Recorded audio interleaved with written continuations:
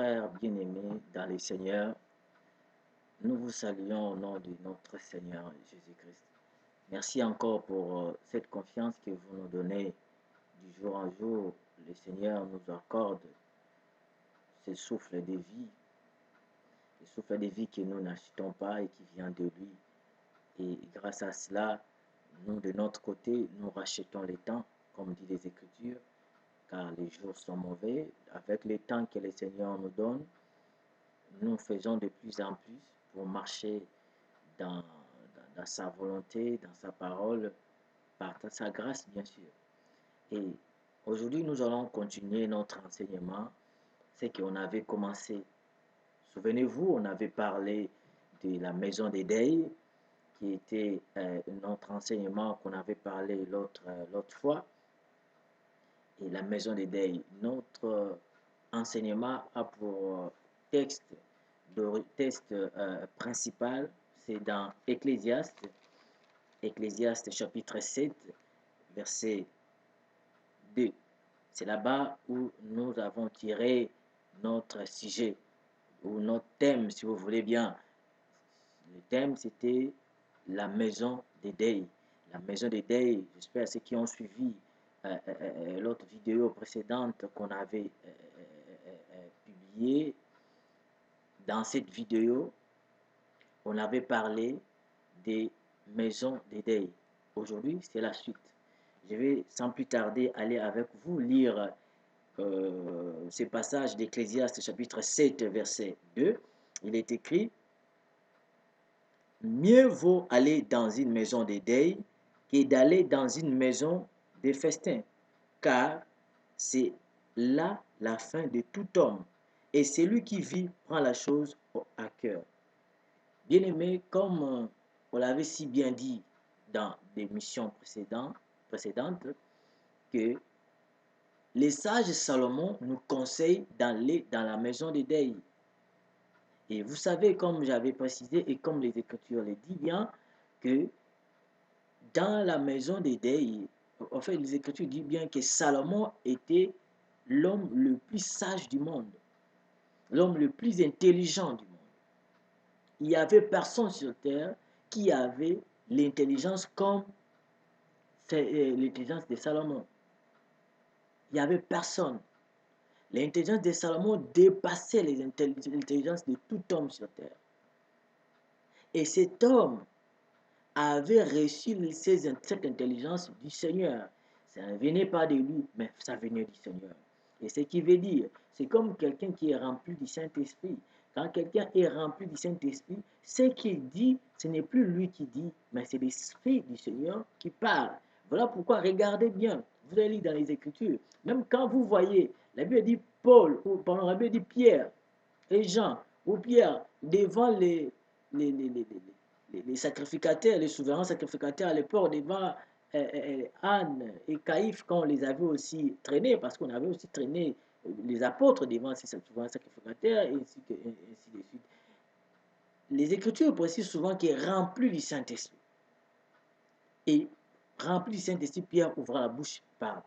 Donc, quand vous voyez, comme dit les Écritures, rempli du Saint-Esprit, eh bien, cette personne, ce qu'elle dit, ça ne vient pas de lui, mais ça vient de l'Esprit qui l'a rempli, de l'Esprit qui l'a possédé, et c'est cet Esprit qui parle. Souvenez-vous, le Seigneur Jésus avait dit que même si on vous arrête, et n'ayez pas peur de sur quoi vous allez parler, car à l'heure même, l'Esprit du Seigneur vous dira ce qu'il faut dire. Ah, je dis Amen. Donc, ce qui sort de la bouche de tout oint de Dieu, cela vient de Dieu, cela vient du Seigneur. De même comme le Seigneur aussi, tout ce qu'il fait, il est fait pour un but. De même, les enseignements, tous les événements historiques de la Bible, si cela est écrit, cela a été écrit pour un but. Dieu ne fait rien pour rien, il fait toutes choses pour un but. Il est écrit, même le malin, le méchant, ont été faits pour un but. C'est-à-dire pour le jour du malheur, le jour du malheur. Oui. Vous comprenez? Et ici, cette écriture dans la Bible n'est pas venue en vain, c'est venu pour nous instruire.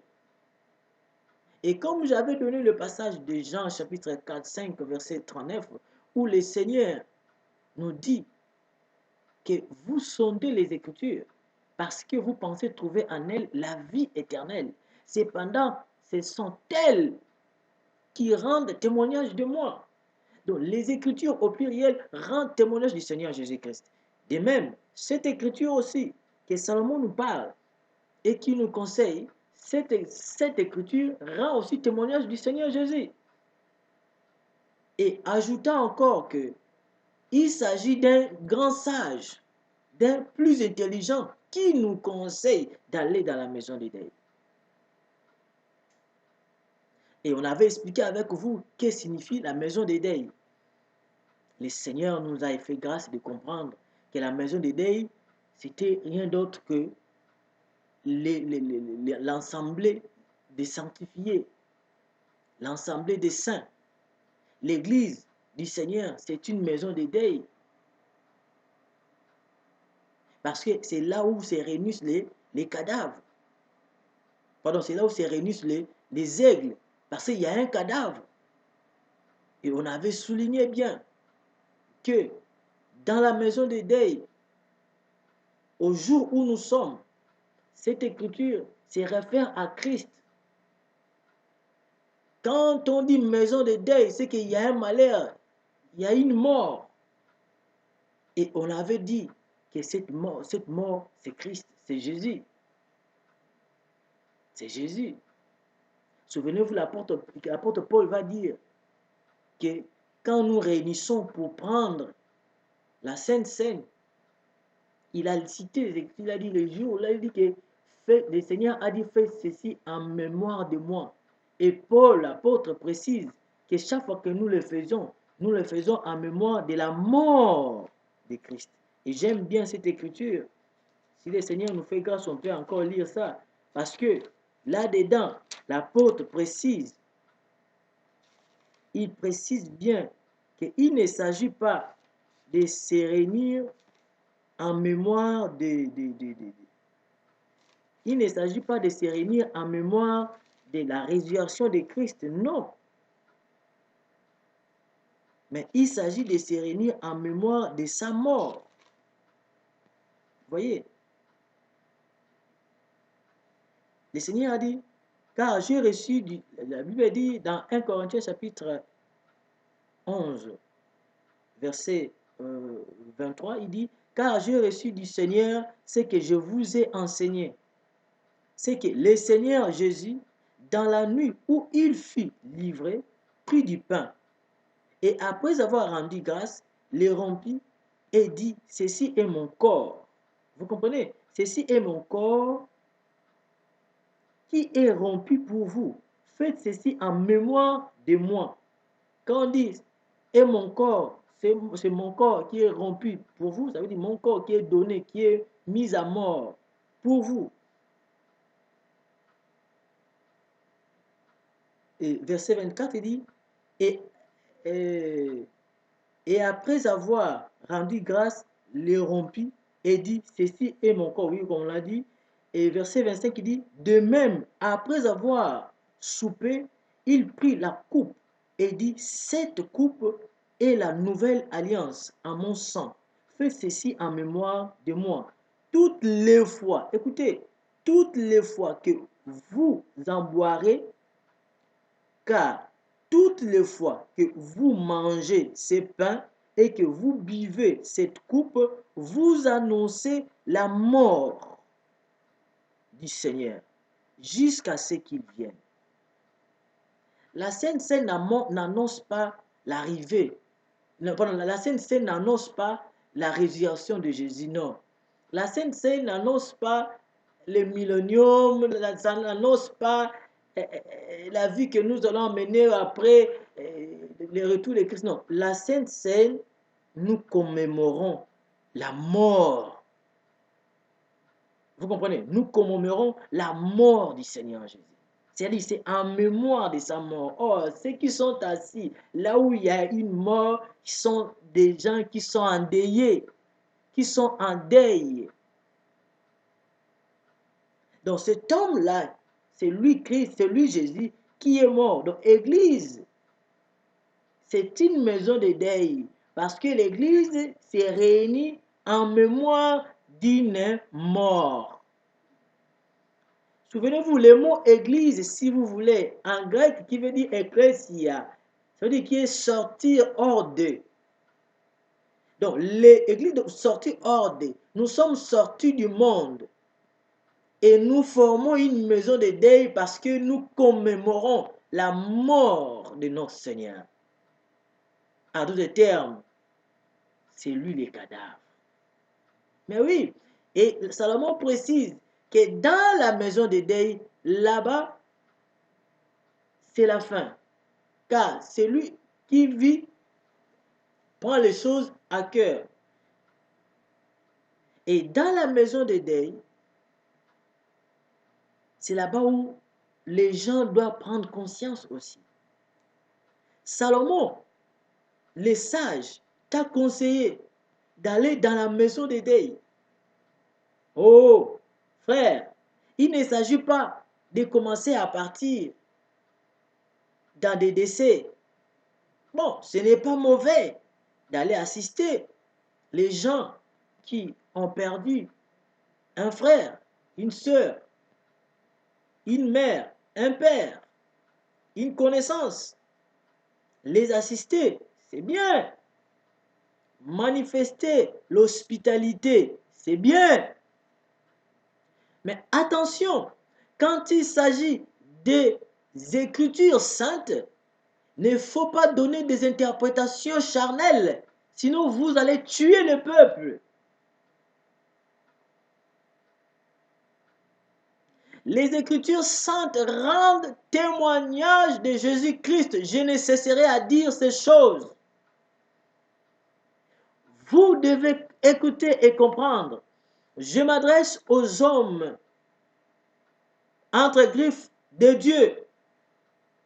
S'il vous plaît, si vous n'avez pas l'appel de Dieu, il y a beaucoup de travail, faites d'autres choses. Laissez les sacerdoces.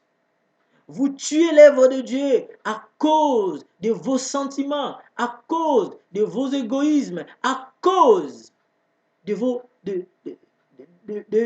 vos passions.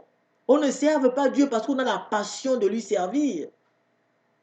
On ne se lève pas pour prêcher le peuple de Dieu parce qu'on a l'amour de Dieu, parce qu'on aime Dieu. Non, ce n'est pas ça. Il ne s'agit pas de l'amour parce que tu aimes Dieu. Voilà pourquoi tu connais un peu 2, 3, 4 versets et tu pries pour quelqu'un qui avait un peu de petite douleur, la douleur est disparue. Tu te proclames directement prophète, pasteur, apôtre. Non. Et tu commences à manipuler le feu de Dieu. Attention. Le Seigneur vous demandera des comptes. C'est comme ça les pasteurs qui ne sont pas enseignés par le Seigneur. Je ne parle pas de l'enseignement de théologie. La théologie ne peut pas te faire un pasteur, je suis désolé. Attends, parce que tu vois que tu aimes Dieu, tu as fait je ne sais pas combien de temps à l'église, et maintenant tu veux être pasteur, tu dis, bon, il faut que je parte faire la théologie pour avoir un diplôme et devenir un pasteur. Voilà, c'est vous qui tuez les gens. Et la théologie te forme. La théologie, c'est la science qui étudie Dieu. Dieu, on ne l'apprend pas. Dieu se révèle. Le message que moi je prêche aujourd'hui, c'est le message que le Seigneur me révèle. Le message que le Seigneur m'a révélé. Je me suis rendu compte qu'à chaque fois quand j'ai rentré dans la présence du Seigneur, dans la prière, dans ma chambre, pendant que je priais, le Seigneur me donnait des messages. Le Seigneur me donnait des enseignements. Quand je sortais, je méditais sur les enseignements que le Seigneur me donnait pendant que j'étais dans la prière. Je constatais à l'époque que tout ce que le Seigneur me donnait, c'était au contraire avec ce que le pasteur de mon église m'enseignait. Vous vous rendez compte? C'était vraiment tout à fait au contraire. C'était tout à fait différent. Je dis, mais attends, c'est moi qui ai un problème ou bien comment? Parce que je respecte et j'ai respecté beaucoup mon pasteur, que je ne peux pas citer le nom, car il est connu aussi. Mais quand j'ai regardé ces enseignements, j'ai dit, mais Seigneur, mais qu'est-ce qui se passe? tel enseignement que tu m'as enseigné, voilà, quand il enseigne pas comme ça. Il dit d'autres choses, dans les mêmes écritures, même versets. Au lieu que ça soit même des choses qui viennent compléter, non, c'est contraire. Et il parle souvent de social. Quand tu prends n'importe quelle écriture, ils expliquent ça d'une manière charnelle, littéraire, et il reste là. Il prend des exemples de gauche à droite, charnel, de la prospérité. Il parle que de prospérité, il parle que de bien charnel, il parle que de choses qui permettent les gens à l'aise sur cette terre. Il parle que de choses pour plaire aux hommes. Oh, l'apôtre Paul a dit, si je plais encore aux hommes, c'est que je ne suis pas digne de servir Dieu. Regarde chaque écriture que certains prennent dans leur prédication. Ce n'est pas pour présenter Christ, je suis dans ces écritures. Non, c'est pour présenter le bien charnel. Et j'ai vu que à chaque fois, c'était comme ça. Quand le Seigneur me donnait un message, le message que le Seigneur me donnait, ça cadrait plus au salut des âmes. Il faut que les âmes soient sauvées, le salut des âmes, le salut des âmes. Le Seigneur me parlait beaucoup sur ça. Et il me faisait comprendre que la Bible, c'est un code, il y a des codes, c'est codifié, et il me faisait comprendre qu'il y a un système de types. Tout ce que vous voyez dans l'Ancienne Alliance, c'est des types, tout ça là. C'est comme ça. Et un langage que je n'entendais pas dans mon assemblée, là où j'étais. Je dis, mais je ne comprends pas, Seigneur. Quand on m'invite ailleurs pour aller prêcher, quand je prêche, les gens ne me reconnaissent pas comme quelqu'un qui était sous les pieds d'un tel pasteur. Et j'ai compris que c'était l'appel du Seigneur. Et c'est après que le Seigneur m'a fait comprendre clair et net. Et j'ai compris que le message que les gens prêchent aujourd'hui, la majorité des pasteurs, des apôtres, des prophètes, des docteurs, des évangélistes qui prêchent, c'est des messages qui ne viennent pas du Seigneur. C'est les évangiles sociaux, le message qui vient du monde. Les messages, c'est pour satisfaire la chair. Or, la chair, c'est la terre, c'est le monde. Et le Seigneur m'a fait comprendre que ce n'est pas bien. Jusqu'à le Seigneur m'a emmené. Une fois, j'ai fait un voyage missionnaire dans un pays africain. Quand je suis arrivé, et là-dedans, dans ce pays, c'est là où le Seigneur me montre encore une vision. Donc, il me prend, il m'amène quelque part où je vois dans cette vision, on était dans une salle. Et dans cette salle, il y avait très peu de serviteurs de Dieu qui étaient là. Et dans dehors, il y avait le ténèbre. Mais dans cette salle-là, il y avait la lumière. Et il y avait un apôtre qui était devant un serviteur de Dieu qui enseignait la parole de Dieu. Et il enseignait un message du temps de la fin. Le message d'eschatologie. Ça veut dire le message qui préparait le message des derniers jours. Et c'est comme ça. Le but de cet enseignement, c'était de nous préparer, nous qui étions là. C'est dans la vision, bien sûr. C'était de nous préparer, nous qui étions là. Après, de sortir, d'aller prêcher maintenant au monde. D'aller prêcher le peuple du Seigneur aux élus de Dieu. Mais on était très peu. Et après, avec tout ce que le Seigneur me fait confirmer, me montre, avec tout ce que je vois aussi dans notre société aujourd'hui, dans le monde entier bien sûr, je constate qu'il y a très peu des élus comme dit les Écritures. Il y a très peu de ceux-là qui prêchent l'évangile du Seigneur en esprit et en vérité. Prêcher l'évangile du Seigneur en esprit en vérité, ce n'est pas seulement chaque jour venir dire aux gens, toi, laissez le péché, sinon tu vas mourir. Laissez l'impudicité, laissez ceci, toi, tu vas mourir. Non, ce n'est pas ça. Ce n'est pas ça. S'il vous plaît, ce n'est pas ça. C'est que tu dis aux gens de laisser de voler, laisser de mentir, tout ça, c'est bien, c'est des conseils. J'appelle ça des conseils, tu conseilles aux gens. Oh, je prêche la sanctification. Toi, tu penses que prêcher la sanctification, c'est dire aux gens chaque jour, laissez l'impudicité, laissez l'impudicité, laissez l'impudicité. C'est ça, c'est que toi, tu appelles prêcher la sanctification. Je suis désolé. Nos papas nous ont enseigné ça, de laisser le mal, de laisser de voler, de laisser d'insulter. On n'insulte pas un grand, on n'insulte pas les gens. Mais à quoi? Ils nous prêchent la sanctification. Mais attendez, c'est quoi? Ça, c'est des conseils. Merci pour les conseils. Mais il ne s'agit pas de prêcher l'évangile du Seigneur. Il ne s'agit pas de prêcher la parole. Vous pensez un évangéliste, c'est quelqu'un qui part dehors pour prêcher les gens des messages, pour les plaire, pour les flatter, les amis. Non, ce n'est pas ça. Dieu ne flatte personne. Dieu parle la vérité et c'est lui qui touche le cœur. Si on t'a prêché la vérité et que tu n'es pas touché, c'est que tu n'es pas... Il y a des choses. Soit tu n'es pas choisi par le Seigneur, ou soit ton temps n'est pas encore arrivé. Point. Et vous allez voir maintenant, par exemple, cette écriture, l'écriture, par exemple, d'Ecclésiaste que nous on a lu concernant la maison des deuils. Beaucoup de pasteurs, quand on les invite dans les églises, pardon, quand on les invite dans des deuils, dans des décès, ils prennent cette écriture. Bien-aimés, le Seigneur vous aime, écoutez même ce que Dieu dit. Vaut mieux aller dans la maison des deuils. Hein, machin. Parce que là-bas, c'est la fin de tout homme. Hein, il faut aller dans la maison des deuils. Il faut faire ceci, il faut faire cela. Maison des deuils, pour lui, là où il y a ses frères qui est mort là, c'est sa maison des deuils que les Écritures parlent. Mais attendez, ça c'est tuer les gens là. Non. Maison des deuils que Salomon nous conseille, il s'agit de Christ, de l'ensemble des saints que nous sommes au temps d'aujourd'hui. Car nous commémorons sa mort. La mort de Christ nous a apporté le salut. Voilà pourquoi les musulmans n'aiment pas entendre que Jésus était mort. Parce que cette mort, c'est la mort qui nous a apporté le salut. Et surtout, n'aiment pas entendre qu'il était mort sur la croix. Parce que les Écritures précisaient qu'il nous a rachetés parce qu'il est allé sur la croix et montre comment il devait mourir. Bien-aimés dans le Seigneur, le Seigneur nous conseille d'aller dans la maison des deuils. Mais cette maison des deuils, ce n'est pas la maison des deuils où les gens voient là, non, ce n'est pas ça là. Si on t'avait dit que c'est ça, je te dis qu'ils t'ont menti. Les Écritures disent ça. Vous savez, il n'y a qu'une seule personne qui était le plus sage que Salomon.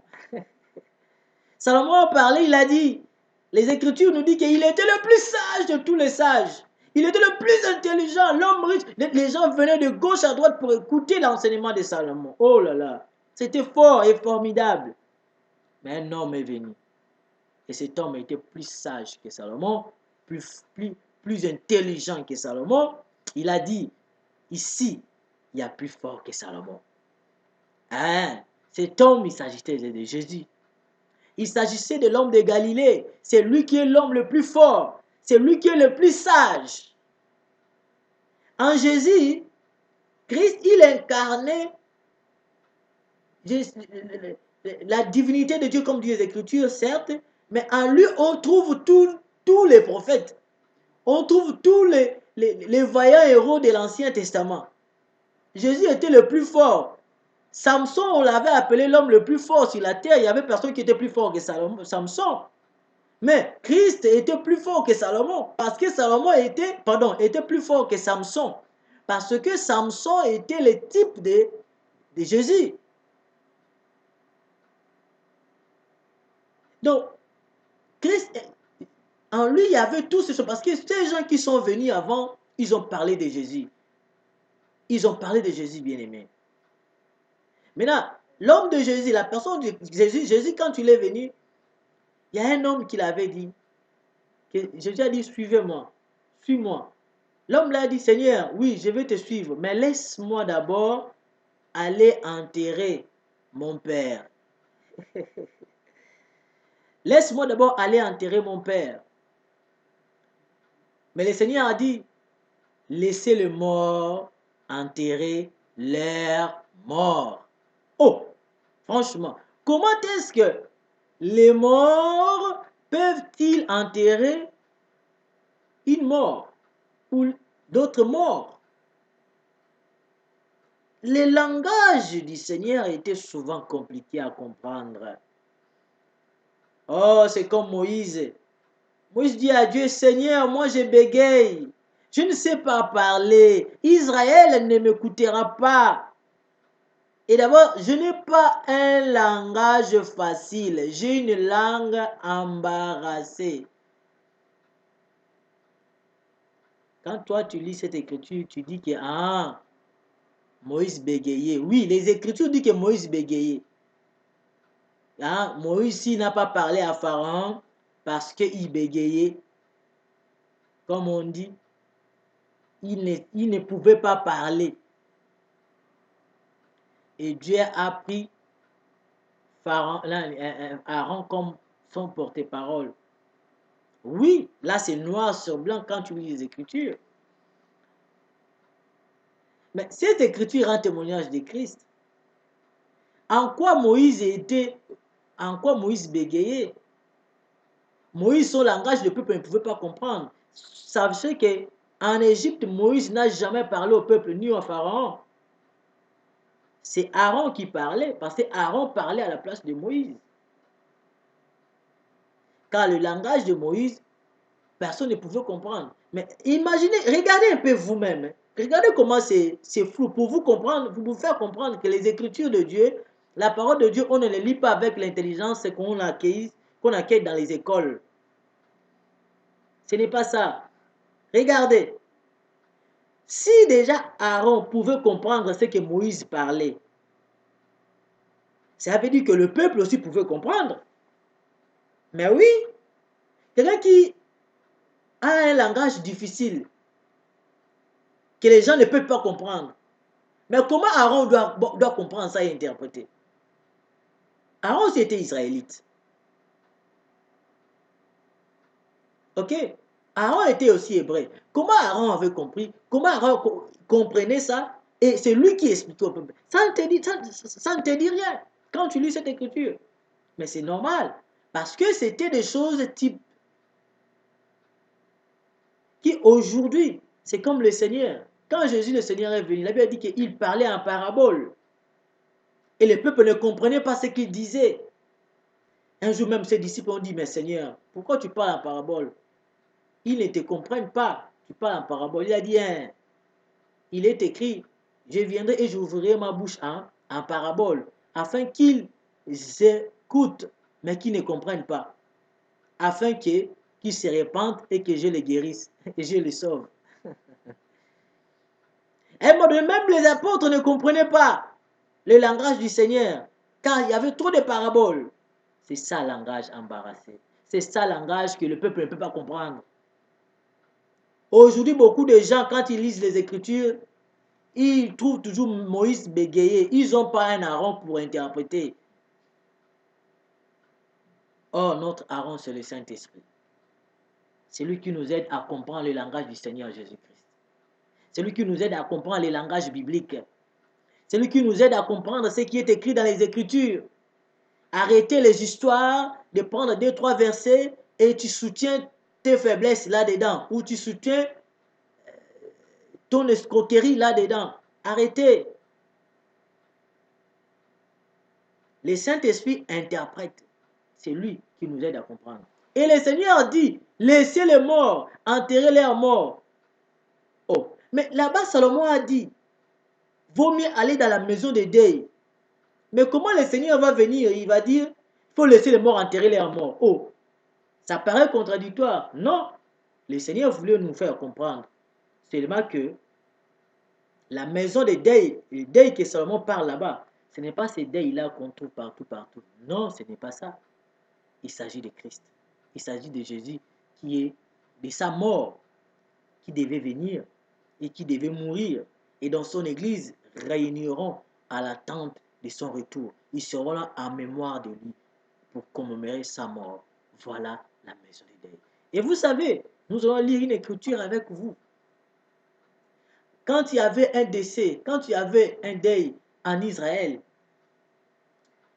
la Bible dit, les concernés, les gens qui perdaient la personne, bien les gens qui étaient frappés par cette douleur ou ce malheur, déchiraient leurs vêtements en signe de deuil. Ok? Ils déchiraient leurs vêtements. D'autres se déchiraient, d'autres portaient les sacs, d'autres se mettraient dans les cendres de poussière. La poussière. Donc, ils déchiraient les vêtements. On va prendre un exemple dans 2 Samuel chapitre 1 verset 11. 2 Samuel chapitre 1, non, chapitre 8, 2 Samuel, excusez-moi, je vais trouver cette écriture. 2 Samuel chapitre 1 verset 11 à 12. Il est écrit: David saisit ses vêtements et les déchira, et tous les hommes qui étaient auprès de lui firent de même. Ils firent dans les deuils, pleurèrent et gênèrent jusqu'au soir à cause de Saoul, de Jonathan, son fils, du peuple de l'Éternel et de la maison d'Israël, parce qu'ils étaient tombés par l'épée. Ainsi de deuil, ici on a vu quand on a annoncé à David que quand on a annoncé à David que Saoul était mort, et Saoul, Jonathan ainsi que d'autres peuples qui étaient avec lui étaient morts. David, le prophète, qu'est-ce qu'il a fait? Il a déchiré ses vêtements, qui étaient un signe de deuil. Ceux qui étaient aussi avec lui ont fait de même. Ils ont aussi déchiré leurs vêtements. En signe de grand malheur, si vous prenez même Job aussi, chapitre 1er, verset 20 jusqu'au 20, là-bas, vous allez, chapitre 1, 20, la Bible nous parle aussi de Job, quand il a pris le décès, quand il a pris la nouvelle de ses enfants qui étaient morts, et qu'est-ce qu'il avait fait? Il avait aussi déchiré ses vêtements, il s'est mis dans la poussière. Déchirer les vêtements en signe de deuil, ça veut dire les gens qui sont dans la maison de deuil, ce sont des gens qui ont déchiré leurs vêtements. Ah, ils ont déchiré leurs vêtements en signe de deuil. Mais qu'est-ce que les Écritures nous disent? On ne nous demande plus de déchirer nos vêtements comme j'ai là, je déchire. Non, ça c'est charnel, ce n'est plus ça. Dans la maison de deuil qui est église aujourd'hui, on a déchiré nos vêtements. Ça veut dire quoi? C'est un signe de repentance. Les Écritures disent de ne pas déchirer vos vêtements, mais déchirer vos cœurs. Donc, le cœur,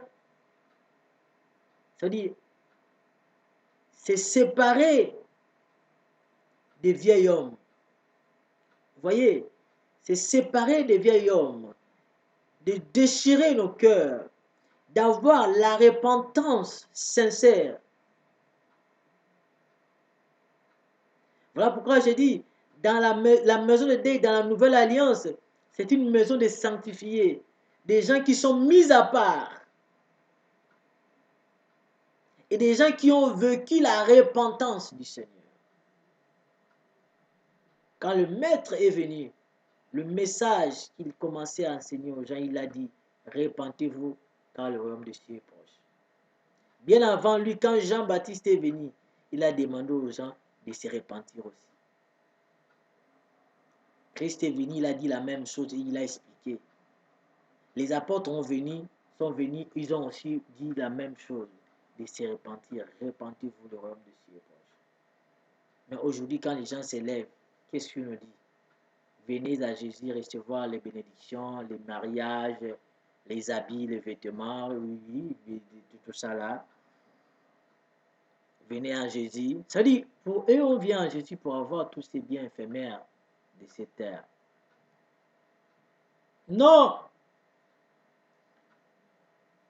Aujourd'hui, ceux qui sont dans la maison des deuil, ce sont les saints. L'église du Seigneur, elle est sainte. Oh, j'ai entendu un homme qui disait, on doit réformer l'église. Mais ça, c'est diabolique. Toi, tu vas réformer la femme d'autrui. Toi, tu vas réformer les gens qui sont dans la maison des deuil. Mais ça n'a pas de sens. Non, il ne faut pas penser, puisqu'il y a trop de faux, il y a beaucoup de malhonnêtes dehors, il y a beaucoup de faux prophètes, de faux pasteurs dehors, que vous pensez que tout le monde est devenu faux, ou bien l'église du Seigneur est devenue fausse. Non, Nous sommes tous dans un même champ, comme disent les Écritures, parce que c'est le temps où nous sommes. Le champ, c'est le monde où il y a le vrai et le faux. Mais attention, nous sommes un monde dans un monde. Ce qu'il ne faut pas oublier. La lampe de l'Éternel n'a jamais été éteinte complètement. Ah ben regardez autant de sacrificateurs Élie. La lampe de l'Éternel n'a jamais été éteinte complètement. Jamais. Même le prophète Élie, qu'est-ce qu'il dit quand il fouillait Jézabel? Il a dit, Seigneur, ils ont tué tous tes prophètes et je suis resté le seul. Et ils cherchent même à m'ôter la vie, à me tuer. Oh, prophète Élie, Élia, le Seigneur a dit, j'ai encore réservé 7000 prophètes qui n'ont pas fléchi les genoux devant Baal. Oh, Élie croyait qu'il était seul. Mais il n'est pas seul. C'est comme aujourd'hui, toi tu peux penser que l'église est déformée, l'église du Seigneur est déformée, il faut réformer. Oh, attends, qui t'a dit ça? C'est faux. Prêche la vérité si tu as la vérité, que les gens qui sont dans la fausseté se convertissent et qui se réunissent à nous, qu'ils viennent dans la maison du Seigneur, qu'ils viennent dans la maison des deuils. Bien aimé, comme je disais tantôt, aujourd'hui c'était la suite de ce qu'on avait parlé l'autre fois sur la maison des deuils. Et vous allez comprendre que ceux qui sont dans la maison de deuil, c'est les sanctifiés. C'est les gens qui sont repentis. C'est les gens qui ont à cœur la vie que le Seigneur les a donnée. Les gens qui ont à cœur le vrai sens du salut. Les gens qui ont à cœur l'amour du Seigneur. La présence du Seigneur nous apporte la réflexion, la sincérité, le fait d'être là où il était mort, le fait d'être là en mémoire de sa mort, nous amène à prendre des choses à cœur. Le Seigneur est merveilleux. C'était ça l'introduction, ou c'était ça la finalité de cet enseignement concernant la maison des deuils. Ce qui est sûr, bien aimé, on peut encore aller plus loin. Rien que dans ce que Salomon a dit. Comme je disais tantôt, j'ai donné des exemples dans l'Ancien Testament, où là où il y avait la maison des deuils, là où il y avait l'agneau, la mort d'un agneau, l'ange de la mort ne pouvait pas rentrer dedans et tuer. Parce qu'on avait tué l'agneau, on a pris son sang, on a mis dans les laitons.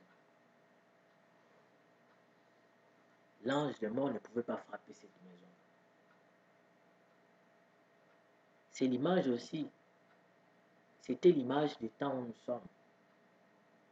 Nous nous réunissons autour de cet agneau qui est décédé. Il est mort pourquoi? Quand on regarde, on dit, oh, il est mort pour moi. Oh, le Seigneur a donné sa vie pour moi. Oh, le Seigneur a accepté la croix pour moi. Oh, ça nous mène à prendre les choses à cœur. C'est comme Rahab que la Bible appelle la prostituée. Cette dame Rahab, quand elle avait reçu les deux espions, qu'est-ce qu'elle avait fait? Elle les a cachés en haut, dans les toits.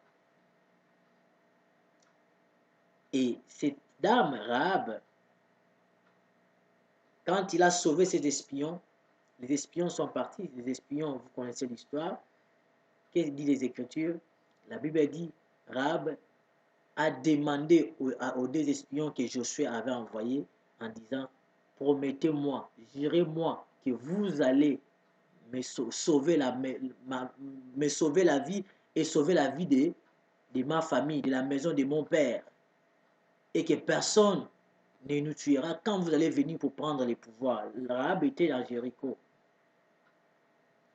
Et les gens, les deux espions l'ont promis, oui, ils ont fait un serment et une alliance.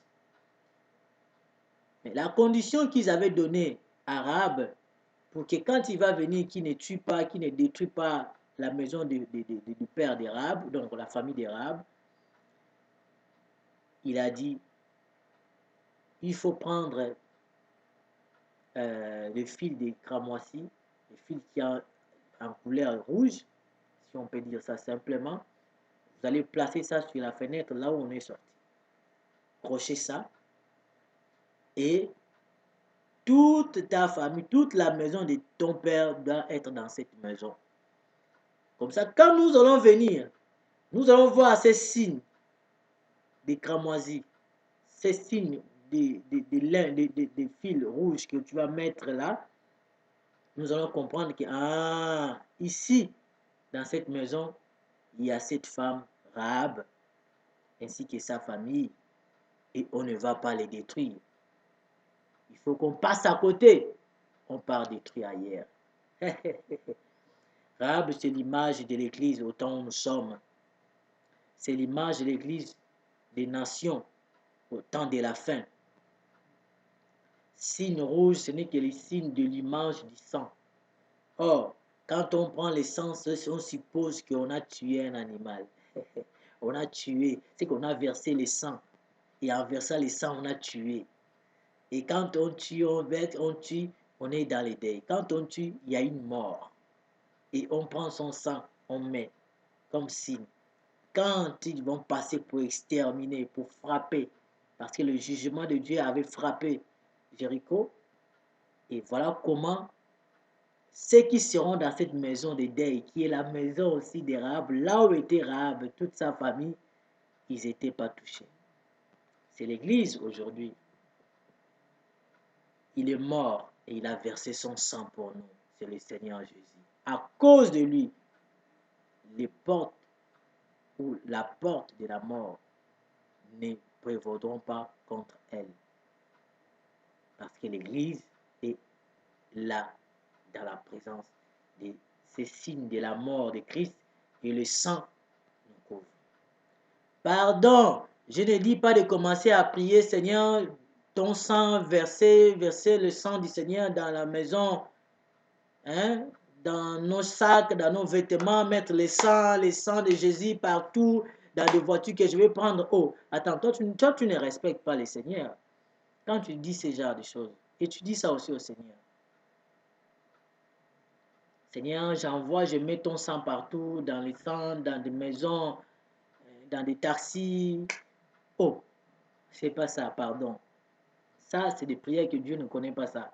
Et Dieu ne régale même pas ça. Il faut prier selon la parole de Dieu. Laisse que le Seigneur vous bénisse, bien-aimés dans le Seigneur.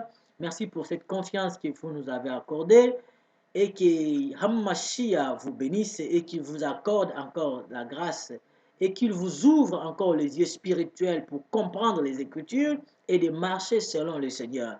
Que le Seigneur vous aide à se repentir selon sa parole. Et comme vous avez écouté cette parole, vous deviez comprendre que si vous n'êtes pas dans la maison de deuil, vous ne serez pas sauvés. Eh bien, repentez-vous, suivez le Seigneur, il vous aidera. Il a dit, venez à moi, vous tous qui êtes fatigués et chargés, je vous donnerai du repos. En Christ Jésus, nous retrouvons notre repos. C'est lui qui est notre arche de Noé. L'arche de Noé, c'est Jésus, car en lui, on avait trouvé le repos. En l'arche de Noé, quiconque était rentré dans l'arche était sauvé. En l'arche de Noé, il y avait le repos. Oh, bien-aimé, aujourd'hui, on n'a plus besoin de faire ou de construire une arche. C'est Jésus-Christ qui est notre arche. Matthieu chapitre 11, verset 28. Le Seigneur s'est mis debout, il a dit, venez à moi, vous tous qui êtes fatigués, chargés, je vous donnerai du repos. Car en lui, il y avait du repos. C'est lui l'arche du repos. L'arche qu'on a dit l'autre fois. Arche de Noé. Noé qui veut dire repos. Bien-aimés dans le Seigneur, venez en Christ. Vous ne serez jamais déçus.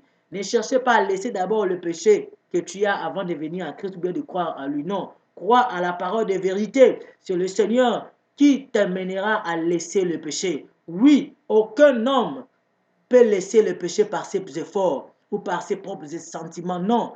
Personne ne peut craindre Dieu par ses propres efforts. Il est écrit, vous ne pouvez jamais craindre Dieu par vos efforts. Impossible. Croyez en Jésus. Venez à lui comme vous êtes et il s'en chargera de vous. Mais si vous allez là où on vous prêche la fausseté, sache que jusqu'à présent, vous n'êtes pas encore converti. Mais si vous venez là où on vous prêche la vérité, vous suivez Christ en esprit et en vérité, bien aimé dans le Seigneur, votre vie sera assurée. Quand je dis en esprit et en vérité, c'est quand la parole de Dieu est prêchée, là où l'agneau est dépiécé en entièreté. Là, on ne vous prêche pas l'évangile social. Quiconque vit toujours dans un lieu où on prêche toujours que l'évangile social, sache que vous n'êtes pas encore converti.